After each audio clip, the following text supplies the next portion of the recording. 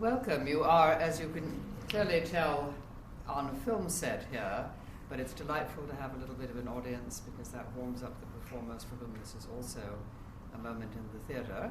And we just wanted to tell you a little bit about why we're doing it. The program tells you a little bit.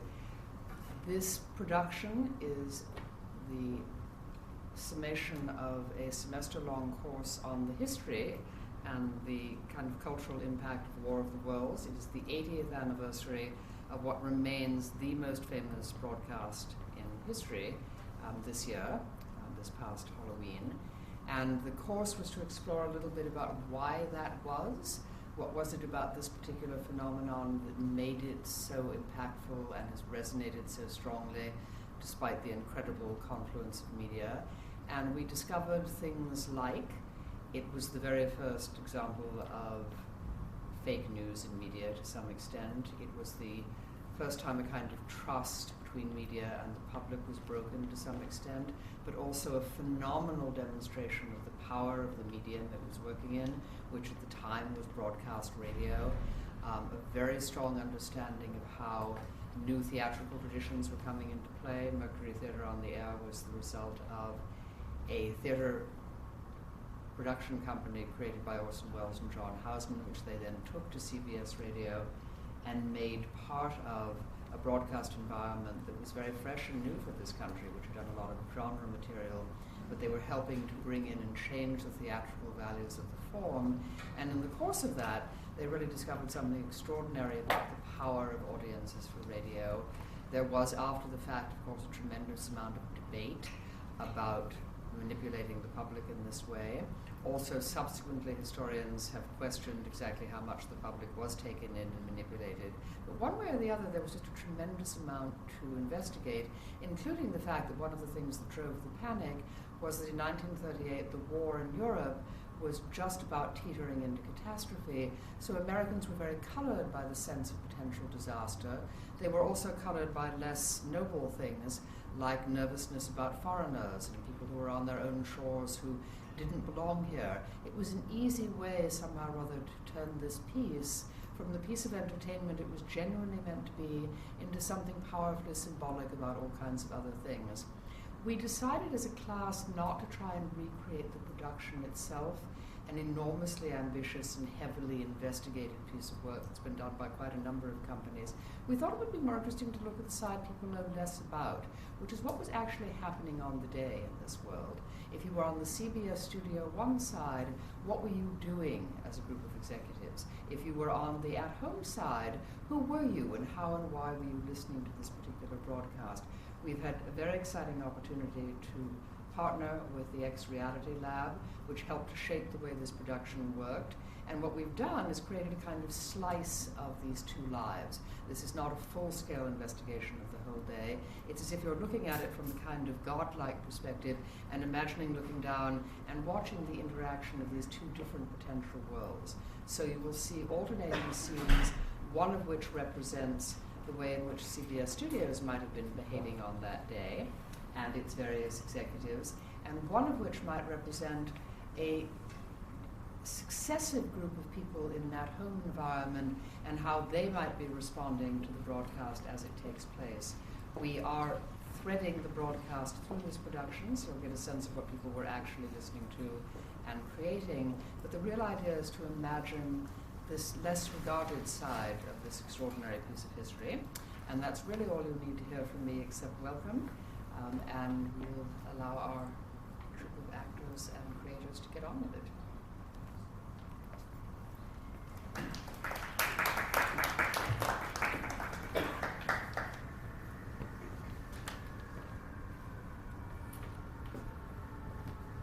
Excuse me, gentlemen. Can I get you a cup of coffee? Not now, Phyllis. We're busy. Sorry, boss. Testing. 1, 2, 3. John, can you hear me? Yes, Seymour, it's all clear in here. John, Howard, I just got a call from you. We have to change the script. Davidson, we can't make changes the day of. This is late. We went over everything Sunday with Orson. Shake a leg, there's no option. All right, fellas. Remember, I'm the writer. What needs to be changed? It's just the titles, the institutions, and the authorities. You can't cast a federal government in a radio play. Gentlemen, 3 minutes on air. Where's Orson anyways? The man's late as usual. On air in 3, boys. It's a little late for that, isn't it? All right, listen. If you rub it like this, it sort of sounds like a Martian. Johnny, I just don't hear it. All right, how about this one? Okay, now I hear it. Geez, we're about to end the world, and we're still operating by the seat of our pants. Oh, cheer up. We could have been stuck doing the purple cloud. Okay, and we're on in 5, 4, 3, 2. The Broadcasting System and its affiliated stations present Orson Welles and the Mercury Theater on the air in The War of the Worlds by H.G. Wells.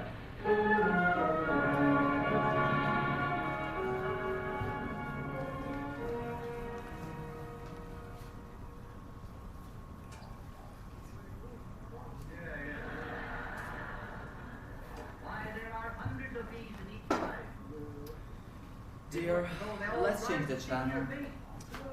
Everything after Charlie McCarthy is always so dull. Tom, I had a really full day. I went shopping in the city. I had to buy some new clothes. Uh-huh. So I think I might just go to bed early. Oh, come on, Janice. Surely you can keep your eyes open for just one more show? All right, what's on? I don't know. I didn't check the paper. Let's just...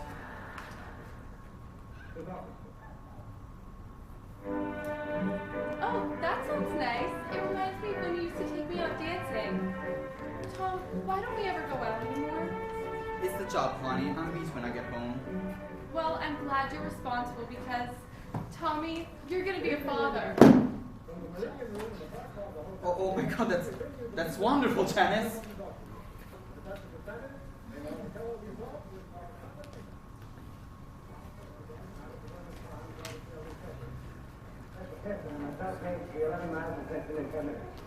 Well, I hardly know where to begin. Painting your word picture of strange things before my eyes, like something out of the modern Arabian Nights. I just got here. I haven't had a chance to look around yet. CBS Studio One. This is Phyllis Gates speaking. How may I help? 18th precinct, but oh no, it's a news broadcast. It's actually a radio play. The War of the Worlds. That's right. We do one every week on Mercury Theater on the air. Yeah, of course. That it was listed in the paper. Yes, I see. Okay. I'll be sure to relay the message post haste. Goodbye. Listen, John, the police have phoned. The police? What do you mean? Why? It's a panic, John. A panic. The local precinct is getting calls. People, it's real. It's all real. They want to stop the broadcast and explain. By God, Christ on a cross. I can't believe the man did it. I told Orson was crazy for doing the War of the Worlds. John, this is serious. It wasn't just an old couple who thought Dracula was real a few weeks ago. The police have been getting a lot of calls. What are we going to do? Phyllis, we can't interrupt a live broadcast. The studio would have a field day, and Orson would, too. I mean, the station break is coming up. Maybe we'll do an apology then, or some such. What if they call again? Just hang up. All right, boss, but I don't think this is going to go away. The Germans are pushing into Austria, and we've just landed Martians in New Jersey.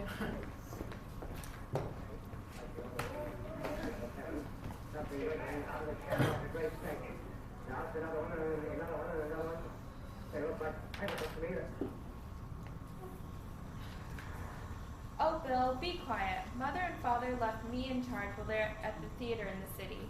This is my chance to prove to them I'm mature enough to go on a real date. You can't spoil it for me with your horrid behavior. Well, I'm the man of the house while Father's gone, and I don't want to think about my sister going on dates. Yuck! Oh dear, I forgot. I have to fix dinner. Susie, you can't even make dinner. Let's just have dessert. I want cookies and cake. Can you make cookies and cake? I can too make dinner. I'm going to use Aunt Sammy's radio recipes cookbook. What about meatloaf? Okay, I'll try to find a recipe. Sorry if I sounded mean. It's okay, Susie. I know Mom and Dad will think you're terrific. I do. Oh, Bill, that's sweet. I have to go into the kitchen. Why don't you turn on the radio? The eyes might be a face, might be all over. But heaven, something wriggling out of the shadow like a great snake. Now it's another one, and another one, and another one. They look like tentacles to me. I see the same body. Now it's like the bear. It's Christmas like wet weather, but Hey, Jiminy Cricket! Susie, do you hear that? Yes. It can't be true, can it? just got taught about the planets and stuff in school.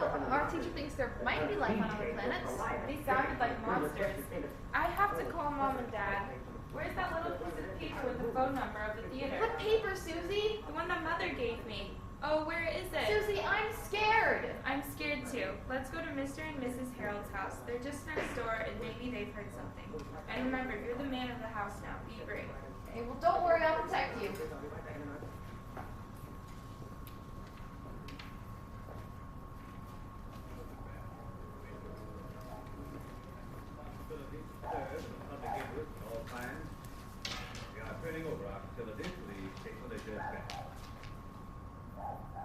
Take you now to the field headquarters of the state militia near Grover's Mill, New Jersey.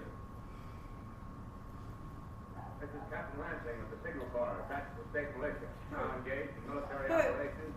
wake up. Wake up, on the radio. Martians, right here in New Jersey. Martians? What Martians? Just now on the radio, it's an invasion. Invasion? You must have misheard them, Ophelia. They probably said Germans. There's been something on the radio about them almost every day. Well, Lord Hitler's come to Jersey. Well, maybe you're right. What should we do? I'm so upset. I'm gonna go make us some hot milk.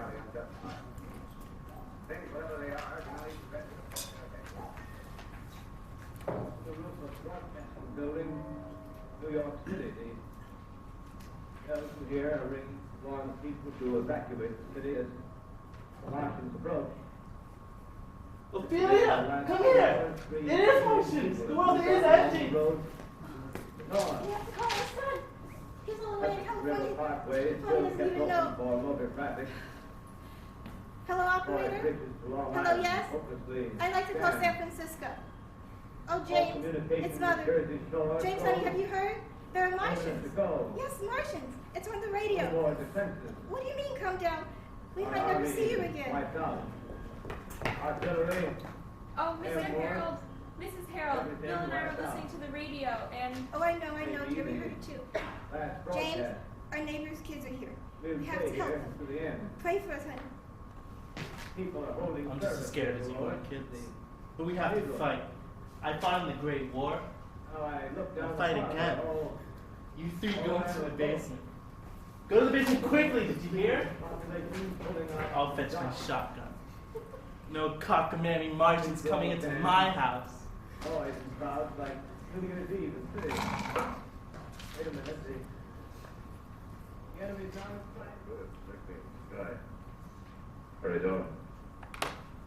Suddenly I caught sight of the hood of a Martian machine, standing somewhere in Central Park, gleaming in the late afternoon sun. Same idea. I rushed recklessly across Columbus Circle and into the park. I climbed a small hill above the pond at 60th Street. From there I could see standing in a silent row along the mall 19 of those great metal titans, their cowls empty, their steel arms hanging listlessly by their sides. I looked in vain for the monsters that inhabit those machines. Suddenly my eyes were attracted to the immense flock of black birds that hovered directly below me. Houseman, where is Wells? You're both going to have to make a statement. The FCC is here for that sake. Well, Davidson, Mr. McNinch, I assure you Orson takes this very seriously. He's just composing himself. We'll be happy to talk to the press. Phyllis? Phyllis, where is that woman? Phyllis, walk and talk. What are we talking about? I don't think you appreciate the gravity of the situation, gentlemen. The very idea of free and open broadcasting has been threatened by your thoughtlessness. Now, wait a minute, McNinch. Well, Mr. McNinch, surely you in Washington have more to worry about than this. I mean, Orson and I will say all that's necessary. Well, boss, I wouldn't expect an apology. He seemed quite pleased with himself when the phone started ringing all this morning. That's all very well, but you all have a responsibility to the American people. CBS does, Mr. Davidson, and you and Orson Welles in particular, Mr. Houseman. I'll be back in a few minutes, and I expect you and Welles to share with me what you plan to say to the press. Well, Mr. McNinch, you must know we did nothing wrong. Too close to the fire, gentlemen. Goodbye. John, you and Orson are going to have to put a real song and dance together. This uproar could jeopardize the license. Of course, but you know what I think? I think this is going to prove to be very good for all of us. I mean, all of us. But, who knows? Could even go down in history.